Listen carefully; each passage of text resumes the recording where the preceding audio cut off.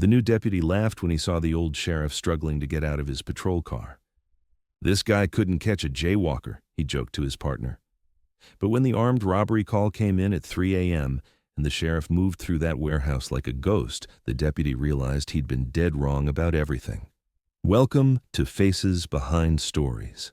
Before we begin this powerful story of judgment, respect, and hidden strength, tell me in the comments, where are you watching from today? And if you believe stories like this need to be remembered, hit that subscribe button and help us make sure they are.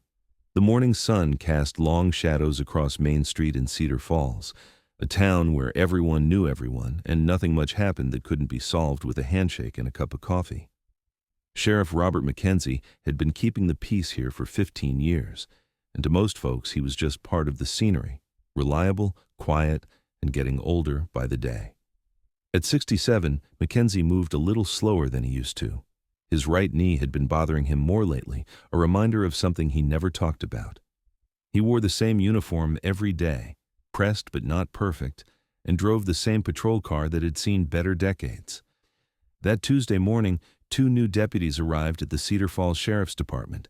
Deputy Marcus Coleman, 28, fresh out of the police academy, and Deputy Sarah Walsh, 25, transferred from the county. Coleman watched through the station window as McKenzie slowly levered himself out of the patrol car, favoring his right leg. The old sheriff paused, stretched his back, and then walked toward the building with the deliberate pace of someone who'd learned not to rush. "That's our boss," Coleman muttered to Walsh, barely containing a smirk. "This guy couldn't catch a jaywalker," Coleman said, loud enough for the desk sergeant to hear. "How's he supposed to handle real crime?" The desk sergeant, Janet Morrison, looked up sharply. "Deputy Coleman, you might want to reserve judgment until you've actually worked with him." Coleman shrugged. "I'm just saying, maybe it's time for some fresh blood around here." McKenzie entered the station quietly, nodding to Morrison and the 2 new deputies. His voice was calm, weathered but clear. "Morning, Janet, deputies." He didn't seem to notice or care about Coleman's barely concealed attitude. "Morning, Sheriff," Morrison replied. "I've got the overnight reports on your desk. Nothing major. Couple of noise complaints. Mrs. Patterson's cat stuck in a tree again." McKenzie nodded. "I'll take care of the cat. Deputies, you're with me today. Need to show you the town, introduce you to folks." The next 3 hours were exactly what Coleman expected. A slow tour of a sleepy town where the biggest excitement was deciding whether the new traffic light at Main and Elm was really necessary. They stopped at the diner, the hardware store, the school. McKenzie knew everyone's name, asked about their families, listened to their concerns with genuine interest. "This is police work," Coleman whispered to Walsh as McKenzie spent 10 minutes talking to an elderly woman about her grandson's deployment overseas. As the day wore on, McKenzie's limp became more noticeable. By late afternoon, he was clearly favoring his right leg, and Coleman's comments grew bolder. "Sheriff, no disrespect, but when was the last time you had to chase someone down?" McKenzie considered the question. "Been a while, Deputy. Most folks here don't run." "But what if they did? What if we had a real situation?" There was a pause before McKenzie answered. "Then we'd handle it, Deputy." Same as always. That evening, as they finished their shift, Coleman couldn't resist sharing his thoughts with Walsh. "I'm not trying to be disrespectful, but this town needs real police work. McKenzie's a nice guy, but he's past his prime." Neither of them noticed that McKenzie had overheard the conversation, or that his expression hadn't changed at all. At 3:17 a.m., the emergency dispatch phone shrieked through the quiet station. Janet Morrison grabbed it on the second ring. "Cedar Falls Sheriff's Department. This is State Police Dispatch. We have an armed robbery in progress at the Fairway Industrial Complex, Building 7. Multiple suspects, automatic weapons. Your location is closest to the scene." Morrison's blood went cold. "Copy that. What's the ETA on backup?" "State police units are 30 minutes out. You're going to be first on scene." Morrison immediately called McKenzie. "Sheriff, we have an armed robbery at Fairway Industrial.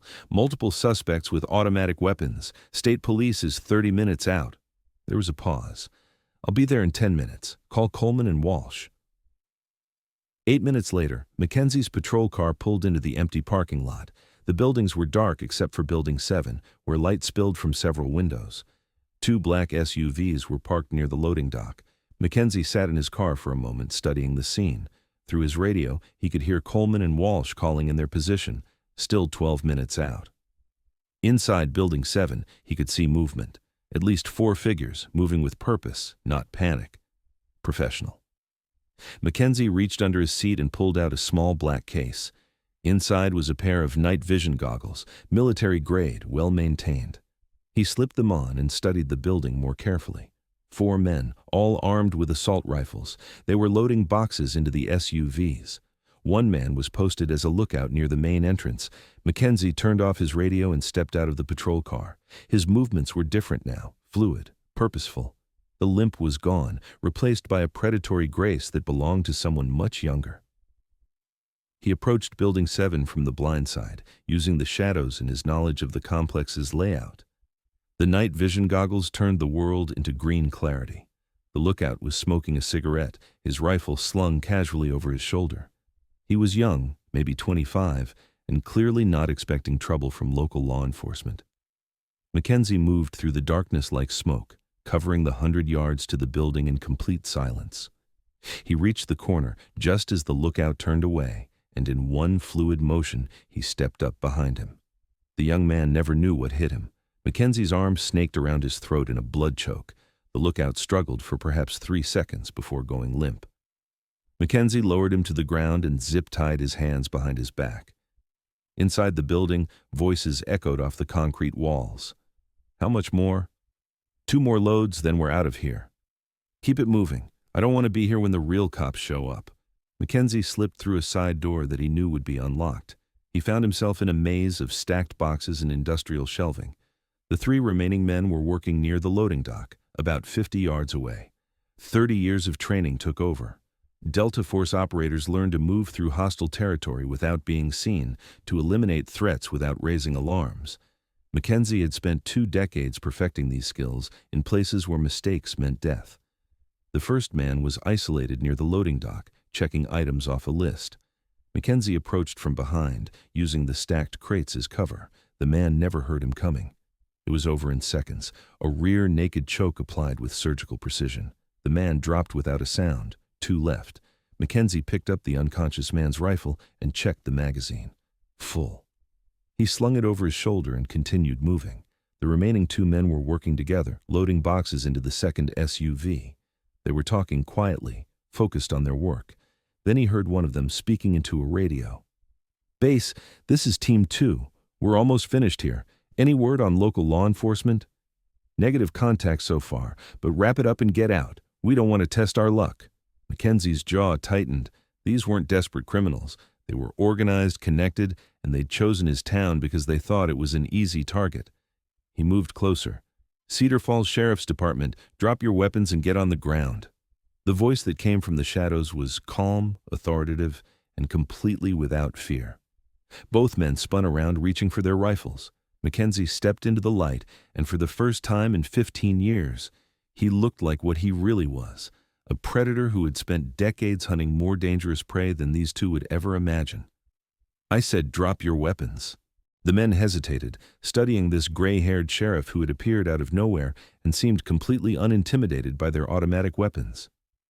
"You're making a mistake, old man," one of them said, his rifle halfway to his shoulder. Mackenzie's expression didn't change. "Number, you made the mistake when you came to my town." What happened next took less than 10 seconds. The first man completed his movement toward his weapon. Mackenzie's rifle appeared in his hands with fluid precision, and a single shot echoed through the warehouse. The man dropped, clutching his shoulder. The second man, seeing his partner go down, dove for cover behind the SUV. Mackenzie was already moving, flanking to the right, using the building's layout to cut off escape routes. "This is over," Mackenzie called out. "Your partner needs medical attention. Come out with your hands up." He moved through the warehouse like a ghost, using every shadow, every stack of boxes, every angle of concealment. The criminal was well trained, but Mackenzie had been hunting dangerous men when this kid was still in elementary school. 2 minutes later, it was over. The second man was on the ground, zip-tied and cursing, his weapon 10 feet away. Mackenzie was checking the wounded man's shoulder when he heard vehicles approaching. Coleman and Walsh burst through the main entrance, weapons drawn, expecting to find chaos. Instead, They found Mackenzie calmly applying pressure to a gunshot wound while 3 zip-tied suspects lay on the concrete floor. "Sheriff?" Coleman's voice was barely a whisper. Mackenzie looked up, his expression calm. "4 suspects, all secured. 1 needs medical attention, through and through shoulder wound, nothing vital hit. You'll find the 4th one outside the east entrance." Walsh stared at the scene, trying to process what she was seeing. "How did you—" "Radio for an ambulance," Mackenzie said quietly, "and tell state police they can take their time. Situation's under control." The next morning, the Cedar Falls Sheriff's Department was buzzing with activity. State police investigators were finishing their reports, and the phone hadn't stopped ringing since news of the bust hit the local radio. Mackenzie sat at his desk, completing paperwork as if nothing unusual had happened. He answered questions from investigators with the same calm precision he brought to everything else. After the investigators left, Coleman and Walsh approached Mackenzie's desk. Coleman looked like he hadn't slept. "Sheriff," Coleman began, his voice different from the day before, "I owe you an apology." Mackenzie looked up from his paperwork. "For what, Deputy?" "For what I said yesterday, about you being too old, too slow. I was wrong." "You weren't wrong, Deputy. I'm getting older, and I'm slower than I used to be." Walsh stepped forward. "Sheriff, what happened last night? That wasn't normal police work. That was something else." Mackenzie set down his pen and looked at both of them. "What do you want to know?" "Who are you?" Coleman asked quietly. There was a long pause. Mackenzie seemed to be weighing something in his mind, deciding how much to reveal. "I'm the sheriff of Cedar Falls," he said finally. "That's all that matters." "But before that?" Another pause. "Before that, I was someone else. Someone who did things that needed to be done in places that don't exist on any map." Walsh leaned forward. "Military?" "Something like that." Mackenzie opened his desk drawer and pulled out a small wooden box. Inside, nestled in faded blue velvet, was a medal, the Distinguished Service Cross, the 2nd highest military decoration for valor. "Sergeant First Class Robert Mackenzie, 1st Special Forces Operational Detachment Delta, 22 years of service, deployments to places I still can't talk about." Coleman stared at the medal. "Delta Force?" "What's left of it. I retired in 2005, came here to Cedar Falls because I wanted quiet. I've been the sheriff here for 15 years, and until last night, I never had to use any of those old skills." Walsh was quiet for a moment.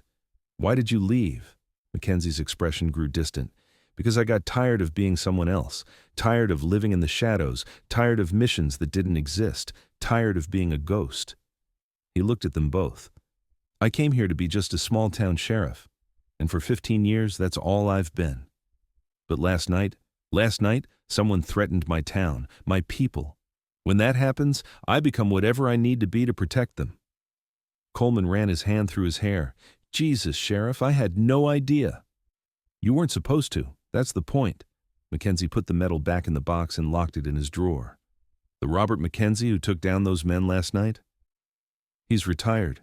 He's been retired for 15 years, and he's going to stay retired. The only person who matters now is the sheriff of Cedar Falls." Over the next few days, word spread through the town about the warehouse incident. Most folks accepted it. After all, Mackenzie had been protecting them for 15 years. But Coleman found himself watching Mackenzie with new eyes. The quiet sheriff he'd dismissed as past his prime was actually one of the most dangerous men he'd ever met, hiding in plain sight. "Why stay here?" Coleman asked one afternoon as they patrolled the quiet streets. "You could have gone anywhere, done anything." Mackenzie was quiet for a moment. "Because this is where I belong. These people don't need a warrior. They need a guardian, someone who'll be there when they need help, who'll listen to their problems, who'll make them feel safe." "But don't you miss it? The action, the importance of what you were doing?" Mackenzie pulled the patrol car over at the town park where a group of kids were playing on the swings. "You see those kids, Deputy?" Coleman looked. "Yes, sir." "They're going to grow up safe. They're going to go to school, play sports, worry about normal kid problems. They'll never know that there are people out there who would hurt them just because they can. They'll never know that there are men willing to do terrible things to protect them." He watched the children play for a moment. "That's more important than any mission I ever ran." A week later, an FBI agent named Harrison showed up asking questions about the warehouse incident. He seemed particularly interested in Mackenzie's background, noting that the tactical approach used in the takedown was beyond normal police work. Coleman answered the agent's questions carefully, revealing nothing about Mackenzie's military service. But he could see that Harrison wasn't satisfied with the official story. That evening, Coleman found Mackenzie packing items from his desk into a cardboard box. "Sheriff? What's going on?" Mackenzie looked up, his expression calm but tired. "I'm retiring, Deputy, effective immediately." "What? Why?" "Because it's time. I've been doing this job for 15 years and I'm tired. I want to spend whatever time I have left fishing, reading, and not worrying about anything more complicated than what to have for dinner." Coleman stared at him. "This is about the FBI agent, isn't it?" Mackenzie paused in his packing. "It's about a lot of things, Deputy, but mostly it's about knowing when to walk away while you still can. You can't just leave. Watch me." Mackenzie closed the box and picked it up. "The town council will appoint an interim sheriff until the next election. I've recommended you for the position. I'm not ready for this." "Nobody ever is, but you'll figure it out, same as I did." Mackenzie walked toward the door, then paused. "Deputy, remember what I told you about protecting people?" "Yes, sir. Sometimes the best way to protect them is to make sure the wolves don't know where the shepherd is." 6 months later, Coleman was serving as Cedar Falls' new sheriff. The town council had officially appointed him to the position, and he'd slowly grown into the role. Mackenzie had bought a small cabin on the lake outside town where he lived quietly, fishing and reading. He'd made it clear that he preferred to be left alone, that his old life was truly behind him. But Coleman had learned something from his brief time working with Mackenzie. He'd learned that being a sheriff wasn't just about enforcing laws. It was about being the person others could count on when everything went wrong. One evening, as Coleman patrolled the quiet streets of Cedar Falls, he thought about the night at the warehouse, about the way Mackenzie had moved, calm and purposeful, transforming from a tired old man into something deadly when his town was threatened. He thought about the lesson Mackenzie had taught him without words. The true strength wasn't about being the loudest or the toughest. It was about being ready when others needed you, about standing between good people and the darkness that wanted to hurt them. And he thought about the kids playing in the park, growing up safe in a small town where the biggest worry was whether the traffic light at Main and Elm was really necessary. They would never know about the night their sheriff became a warrior to protect them. They would never know about the man who had chosen to be their guardian, who had given up a life of importance to make sure they could live ordinary lives. But Coleman knew, and someday, when the time came, he would be ready to make the same choice. Because that's what guardians do. They stand quietly in the shadows, ready to step forward when darkness threatens the light. They don't ask for recognition or praise.